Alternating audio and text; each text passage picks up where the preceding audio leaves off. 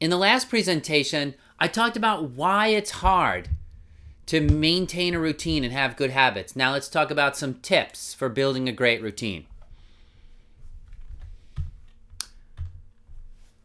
First of all, patience is a virtue.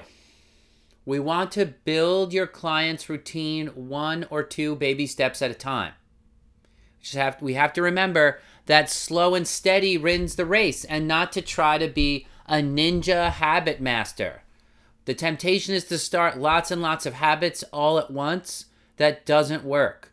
A habit is something that you build, right? And then you build upon it. Habits make things effortless. So we're not trying to do a lot of effort. What we're trying to do is add a little something each day. And once it's solid, then we add to it. So that could mean your first step is eating breakfast at the same time each day, or going to bed at the same time daily. Once that initial habit is established and integrated into your client's life, then you can move on to the next. Generally, in the beginning, we're trying to create a foundation. And then we'll pay attention to all the little details, right? So our foundation, going to bed, waking up the same time, eating the same time each day, a contemplative practice in the morning. Those are 3 pillars. And then getting your circadian rhythms. Those 3 pillars will put your circadian rhythms on a schedule. Then you'll build from there. You'll work up to taking breaks during the workday, or work up to an exercise routine, or doing your grocery shopping on a regular day each week. But as you start to get into the routine, the excellence will flow naturally. We recently changed where we go to church because of COVID. Our church wasn't open for mass, and so we were going to a different church, a different time of day. It took us a month or 2 to get into a new rhythm. Now we're in a new rhythm, and that's the way you build routine, 1 step at a time. Here's the thing. What you don't want to do is have a break, a long-term break in your routine, okay? So don't let 2 days go by without getting back in the saddle, because then you're establishing a habit of not doing the routine.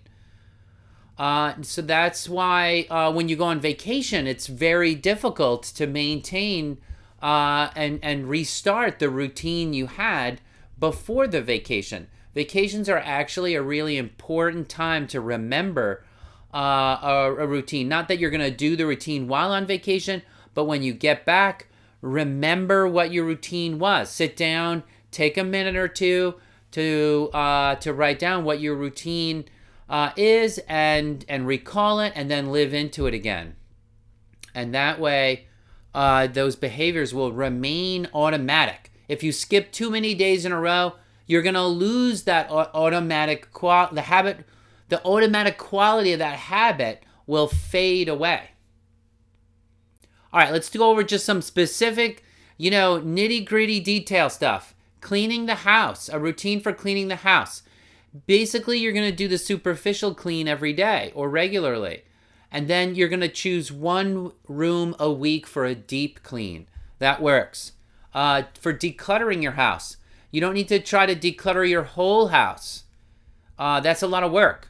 Just declutter for 10 minutes a day. Keep the sink clean. When the sink is full of dirty dishes, it's like bad routine spreads from a dirty sink. Okay? So rinse the dishes as you're putting them in the sink, so that you don't have a sink full of dirty, mucky, grimy dishes. And then you can do all the dishes before you go to bed, so each day starts fresh. Keep dirty clothes off the floor by using the one-touch method. What is the one-touch method? It means that if you pick something up, put it down where it belongs, where it's going to go. Otherwise, you have to touch it twice. That doubles your work. So you're taking off your pants at the end of the day to put on your pajamas. Put your pants right in the hamper. Don't put them on your floor and say, I'll pick that up later. That's doubling your work. That's 2 touches. You want to do 1 touch. Always remember the adage, discipline is remembering what you want. Discipline is not something that you use to attack your recalcitrant will, right? It's not a punishment. Discipline is not something where you say, oh, I really want to do this, but I'm going to do that instead. Actually, discipline is remembering what you want. So go deep, ask yourself what it is you really want, and then order your life towards that thing. And that will help you stay on task and stay focused. People tend to overestimate what they can accomplish in a month, but they underestimate what they can accomplish in 3 years. Okay? So even if you did something 10 minutes a day, 365 days a year, for 3 years, do the math, right? That is many, many, many hours of work to accomplish your goal. So contemplate your ultimate goals every morning, order your life to accomplish those goals, and then review your to-do list every night. And don't underestimate what you can accomplish in several years. Next thing is create accountability. Tell a friend about the habit you are trying to create. Build a support group of 3 to 5 individuals. I like to talk about the habits I'm building with the people that know me. I think that's really important. You'll get good advice from your friends, and also you'll be accountable to your friends. Even if your friends don't mention it again, you still know that you still gonna feel that pressure to do what you said you were gonna do, and that's important. If you can, build a support group of 3 to 5 individuals.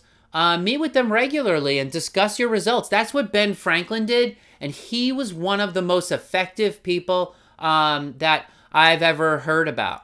Extremely effective individual. He had a support group of friends. They would meet once a week and discuss the results of the good habits and virtues that they were trying to build. Even a phone can hold you accountable. Set phone alarms for reminders. All right, and we're going to talk about a case study next.